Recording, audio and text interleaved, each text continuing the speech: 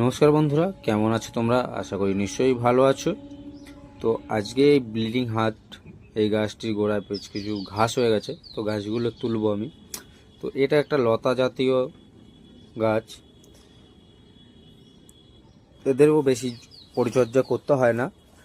তো গোড়ার ঘাসগুলোকে আমি একটু পরিষ্কার করে দিয়ে একটু গোড়াগুলোকে খুঁড়িয়ে একটু ফার্মিক কম্পোস্ট একটু গোবর সার মিলিয়ে একটু দিয়ে দেবো এর গোড়াটায়। তো প্রথমে গোড়াটাকে আমি একটুখানি খুঁড়ে নিই। তো তোমরা দেখতে পারবে গাছটার ফুলগুলো এত সুন্দর, তোমরা ধারণা করতে পারবে না, দারুণ লাগছে। ওগুলো করে খুঁড়িয়ে দিয়েছি, খুঁড়িয়ে দেওয়ার পরে একটু গোবর সার মিলিয়ে আর ফার্মিক কম্পোস্ট মেলানো আছে এর ভিতরে, একটু দিয়ে দেবো আমি অল্প কিছু।